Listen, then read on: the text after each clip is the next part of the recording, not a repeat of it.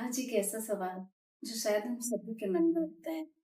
आखिर सब्र करना इतना कठिन क्यों होता है? सब्र, सब्र करना इतना कठिन क्यों होता है? शायद आप सभी के जीवन में भी कई बार ये प्रश्न आया होगा कि सब्र करना इतना कठिन क्यों होता है?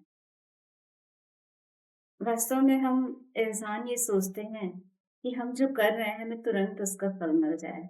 आज हमने भगवान से प्रार्थना की और कल वो सब कुछ हमें मिल जाए। लेकिन ऐसा नहीं होता है। ज़िंदगी अपनी रफ्तार से चलती है, वो हमारी रफ्तार से नहीं चलती। मान लीजिए कि एक किसान है। अगर उसने बीज बोया और वो दूसरे दिन फसल काटना चाहे तो क्या ये संभव है? नहीं ना। ऐसा ही हमारी जिंदगी में होता है। ज्यादातर हम लोग सोशल मीडिया पर या कहीं पर भी किसी की सफलता स्टोरी जब पढ़ते हैं, सक्सेस स्टोरी, तो हमें लगता है कि यार हम बहुत पीछे रह गए। वास्तव में हम उसकी सक्सेस स्टोरी तो पढ़ते हैं, लेकिन हम ये नहीं समझने की कोशिश करते कि आखिर उसने कब शुरुआत की थी इस सब की। एक बहुत ही प्रेरक कहानी है, बहुत ही सच्ची कहानी है थॉमस अल्वा एडिसन की।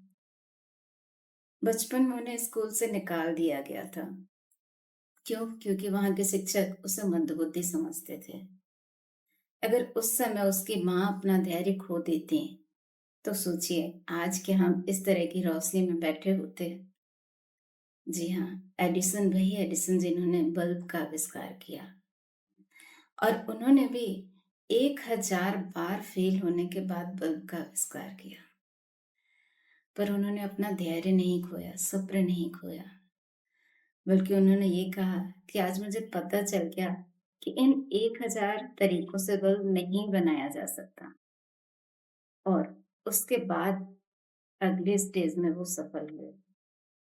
ऐसे ही जब उनकी माँ को बताया गया कि आपका बच्चा मंदबुद्धि है, तो उन्होंने अपना धैर्य नहीं खोया, बल्कि उन्होंने उसे खुद पढ़ाना शुरू किया और उसे इतनी मजबूती दी, इतनी ताकत दी कि वो आज इतने बड़े वैज्ञानिक के तौर पे याद किए जाते हैं। कभी-कभी सब्र करना हमारे लिए बहुत ज़रूरी होता है। जैसे घास और बाँस को ही देखिए। एक खेत में, एक खुले गार्डन में घास और बाँस दोनों एक व्यक्ति लगाता है। घास तो तुरंत फलने-फूलने लगती है, लेकिन बाँस 1 साल, 2 साल, 3 साल, 4 साल, 5 साल तक भी उसमें कुछ नहीं होता। पर जब वो 5 साल बाद जब वो बाँस का पौधा बढ़ता है, तो वो इतना बढ़ता है कि 6 महीने में वो 100 फीट ऊँचा लंबा हो जाता है। तो शायद सब्र रखना इसलिए ज़रूरी होता है कि अंदर से ईश्वर, प्रकृति हमें उसके लिए तैयार कर रही है जितना जो कुछ वो हमें देना चाहती है। क्योंकि शायद उस 100 फीट ऊँचे बाँस को उसकी जड़ें सँभालने में सक्षम नहीं थी, इसलिए उसे 5 साल इंतज़ार करना पड़ा और जड़ों को इतना मजबूत बनना पड़ा। तो हम सब्र के उस तरीके को समझें, सब्र के दूसरे पहलू को समझें कि सब्र करने से क्या हो सकता है, क्या नहीं हो सकता। एक बच्चे ने एक बार आम का बीज लगाया। अब जाके उसने अपने पिताजी से कहा कि पिताजी आम कब लगेगा? पिताजी ने कहा बेटा अभी नहीं, अभी कैसे लग सकता है? पर उसे चैन नहीं था। उसने जाके मिट्टी में से बीज खोदा, फिर ढक दिया। वो ऐसा रोज लगातार करता, इस तरीके से वो आम कभी नहीं लग पाया। फिर पिताजी ने उसे समझाया कि बेटा सब्र बहुत बड़ी चीज है।